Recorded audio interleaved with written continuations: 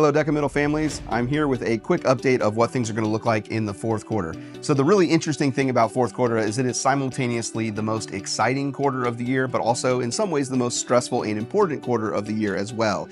And here's why. First, we have our state tests coming right around the corner. So if your child is in 5th or 8th grade, they'll have 3 state tests. They'll have language arts, they'll have math, they'll have science. If your child's in 6th or 7th grade, then they are only going to have language arts and math. Now, we've already posted about this, but if you would like to donate waters or mints for the cause, please just make sure you bring in the small water bottles, not the big ones, because we don't want students taking restroom breaks during the test. Now, that's the most important thing happening during fourth quarter. All of our efforts for this entire school year have led to those tests. We need our students to perform. We need them to be ready so that we can get the best scores we possibly can. Now, to go with that, we also have a lot of fun coming up this quarter. We have all of our overnight trips coming in the very near future. Our 5th graders, of course, are going to be leaving right when we get back that very first week, and then the other trips will be coming later on in May. So we have a lot of excitement going on in this quarter, but we also have those really important things, that state test, coming our way.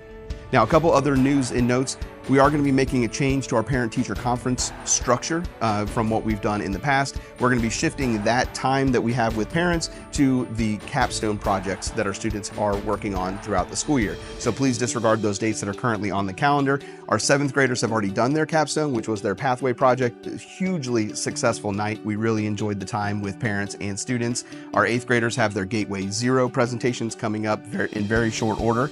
Our 5th and 6th graders, they're going to be doing student-led conferences, which we're going to plan for the end of the school year. Now, we haven't rolled that out to the students yet, so they don't know the details, but that will be coming in the very near future. And at those conferences, everyone will get an opportunity to see how their child is doing from the student's perspective. So that's going to be coming in the near future as well. Now, to start the fourth quarter, we're going to have 2 main points of emphasis. Just like in third quarter, where we had basically 2 to 3 week cycles where we're looking to make specific changes, we're going to be doing that again in the fourth quarter. So we're going to start the quarter by revamping and re-emphasizing our cell phone policy.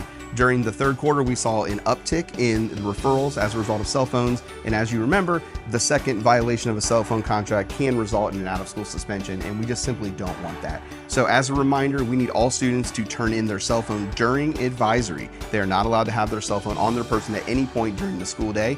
If a cell phone is seen, heard, whatever, then the student doesn't even have to be using it. It will be confiscated, and that is a cell phone violation. The first time is a warning, and you have to pick it up from the school. We'll keep it until you do. The second time, either it's your choice. You can either keep the phone here at the school for 20 days, or it becomes a 2-day out-of-school suspension. And our job is to limit the way that cell phones distract our students, and so that's why they have to be turned in. Please do not counsel your student into making them an exception to that rule, because that's only going to result in them getting in trouble. Okay, and our other point of emphasis is we've seen an uptick in discriminatory language throughout the school, and that has shown up in a lot of different ways, but that's something that we simply cannot have in our building. If we want our students to be focused on this OST, then we need everyone to be showing respect toward one another.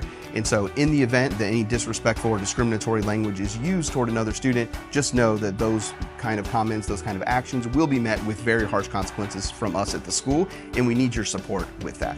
Okay, so as we move into this quarter, we'll see everyone back in just a couple days, but we have really a very short time frame before these state tests begin. And so you're going to hear a lot of language about we need to sprint.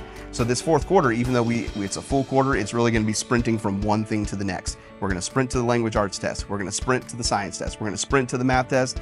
And then we have trips. Then we have the House Olympics. And before you know it, the school year is going to end. So it is not time to let our guard down now. This is going to be a very intense quarter because we have a lot of important things left to do, but we also have a lot of fun things planned along the way. So we're excited to end this year with all of our students. We're really excited to have everyone back. And families, thank you for everything you do for us.